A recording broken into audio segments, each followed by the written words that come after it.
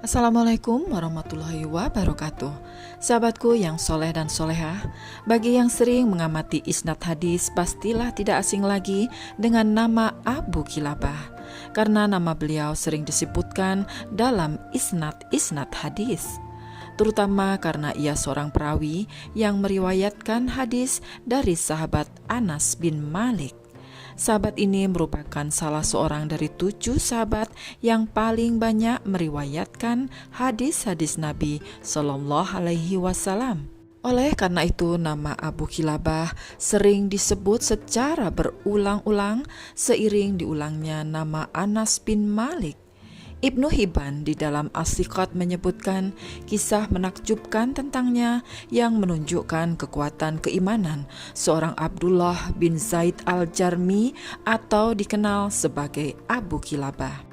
Beliau adalah salah seorang dari para ahli ibadah dan ahli zuhud yang berasal dari Al-Basrah dan wafat di negeri Syam pada tahun 104 Hijriah, yaitu pada masa kekuasaan Yazid bin Abdil Malik. Kisah mengharukan penuh hikmah ini diceritakan kembali oleh Abdullah bin Muhammad. Beliau berkata, "Aku keluar menuju tepi pantai untuk memantau kawasan pantai dari kedatangan musuh. Tatkala tiba di tepi pantai, tiba-tiba aku telah berada di sebuah dataran lapang di suatu tempat. Di dataran tersebut ada sebuah kemah yang di dalamnya terdapat seseorang tua yang telah buntung kedua tangan dan kedua kakinya. Pendengarannya pun telah lemah dan matanya telah rabun. Tak kulihat satu anggota tubuhnya pun yang bermanfaat baginya kecuali lisannya." Si bapak tua itu berkata dengan lirih, "Ya Allah, tunjukilah aku agar aku bisa memujimu, sehingga aku bisa menunaikan rasa syukurku atas kenikmatan-kenikmatan yang telah Engkau anugerahkan kepadaku, dan Engkau sungguh telah melebihkan aku di atas kebanyakan makhluk yang telah Engkau ciptakan." Abdullah bin Muhammad pun merasa heran. Bagaimana bisa ada seseorang yang tua renta, tak bertangan, tak berkaki, buta, lemah, tak berdaya, sendirian di tengah padang pasir seperti ini, namun masih saja memanjatkan syukur atas nikmat-nikmat Allah, serta merasa bahwa Allah telah melebihkan nikmatnya di atas makhluk yang lain. Maka Abdullah bin Muhammad pun bertanya, "Wahai kakek, nikmat manakah yang telah Allah anugerahkan kepadamu sehingga engkau memuji atas nikmat-nikmat tersebut? Kelebihan apakah yang telah Allah anugerahkan kepadamu sehingga engkau mensyukurinya?" Si bapak tua itu pun menjawab, "Wahai hamba Allah, tidakkah engkau melihat yang telah dilakukan Robku kepadaku? Demi Allah, seandainya ia mengirim halilintar kepadaku sehingga membakar tubuhku, atau memerintahkan gunung-gunung untuk menindihku sehingga menghancurkan tubuhku, atau memerintahkan laut untuk menenggelamkan aku, atau memerintahkan bumi untuk menelan tubuhku, maka tidaklah semua itu kecuali semakin membuat aku bersyukur kepadanya. Karena ia telah memberikan kenikmatan-kenikmatan kepadaku berupa lidahku ini. Rupanya, meski ia telah kehilangan tubuh dan indera penglihatan, namun lisannya tak henti-henti untuk berzikir, memuji Allah, serta memanjatkan syukur atas nikmat-nikmatnya." Lalu si bapak tua itu pun berkata kembali kepada Abdullah bin Muhammad, "Wahai hamba Allah, engkau telah mendatangiku, maka aku perlu bantuanmu. Engkau telah melihat keadaanku. Aku tidak mampu untuk membantu diriku sendiri atau mencegah diriku dari gangguan. Aku tidak bisa berbuat apa-apa. Aku memiliki seorang anak yang selalu melayaniku. Saat tiba waktu sholat, ia membutuhkan aku.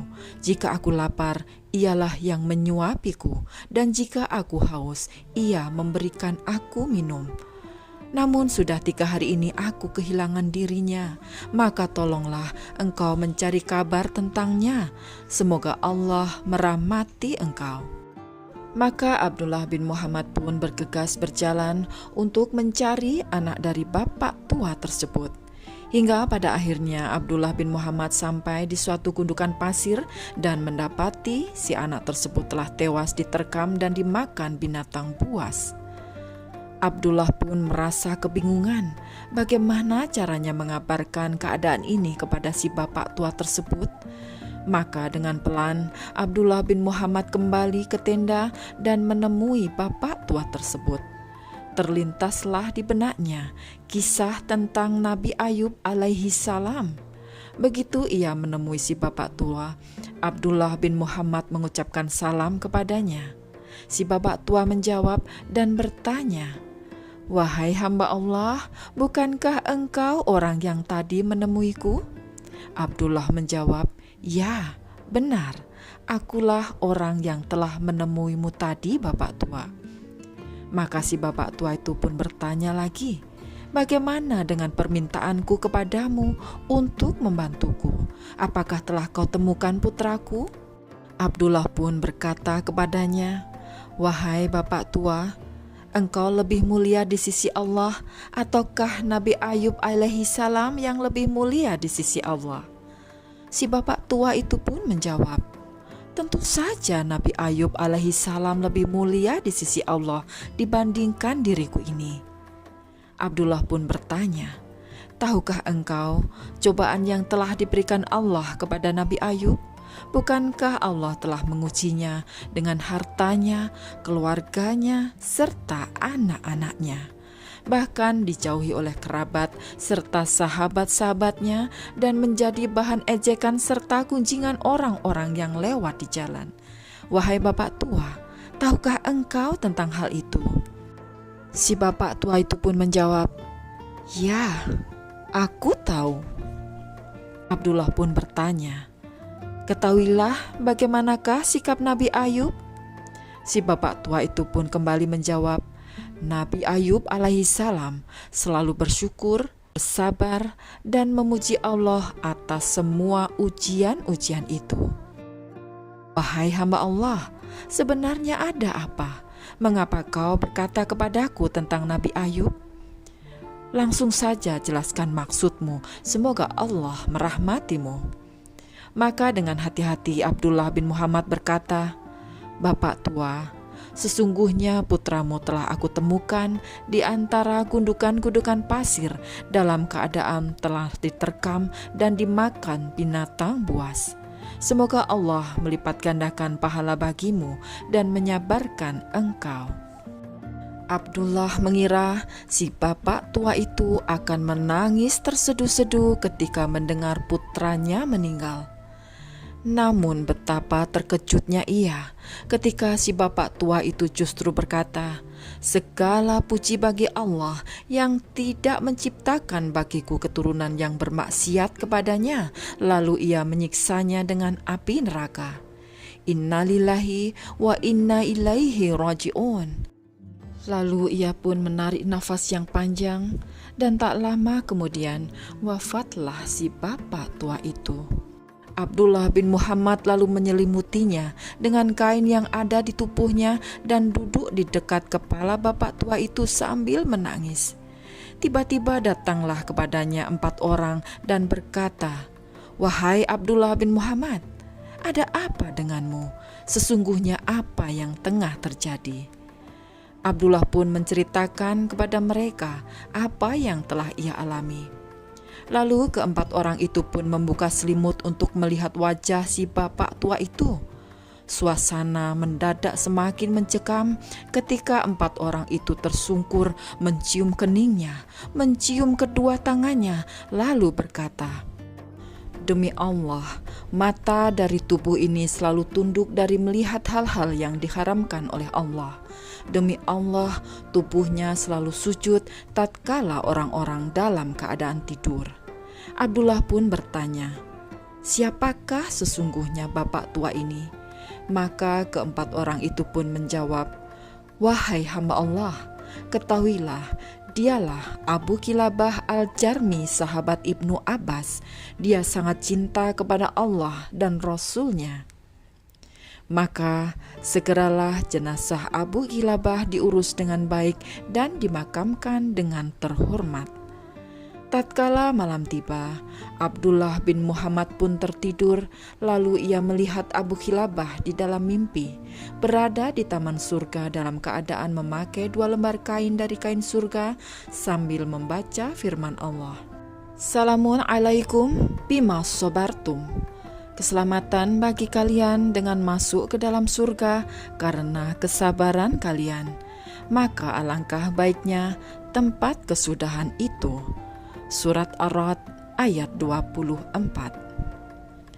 Abdullah bertanya kepada Abu Kilabah, "Bukankah engkau adalah orang yang aku temui?"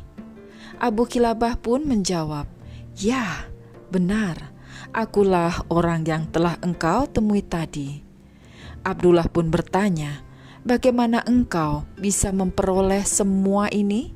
Lalu Abu Kilabah pun menjawab, "Sesungguhnya Allah telah menyediakan derajat-derajat kemuliaan yang tinggi yang tidak bisa diperoleh kecuali dengan sikap sabar tatkala ditimpa bencana dan rasa syukur tatkala dalam keadaan lapang dan tentram bersama dengan rasa takut kepada Allah baik dalam keadaan sendirian maupun dalam keadaan di depan khalayak ramai." Demikianlah kisah dahsyat yang mengharukan, kisah dari sahabat Rasulullah SAW yang terakhir wafat. Dari kisah ini kita bisa memetik hikmah dan mengambil ibrah. Sesungguhnya Allah menyediakan derajat-derajat kemuliaan yang tinggi bagi orang-orang yang sabar tatkala ditimpa bencana, tetap bersyukur tatkala dalam keadaan lapang, serta tentram bersama dengan rasa takut kepada Allah dalam keadaan sendirian maupun dalam keadaan di depan khalayak ramai. Semoga kita semua dimampukan untuk meneladani kemuliaan akhlak beliau, tetap sabar dan bersyukur atas setiap takdir Allah Azza wa Jalla. Saya Wulansari undur diri, sampai berjumpa pada kisah sirah selanjutnya. Wassalamualaikum warahmatullahi wabarakatuh.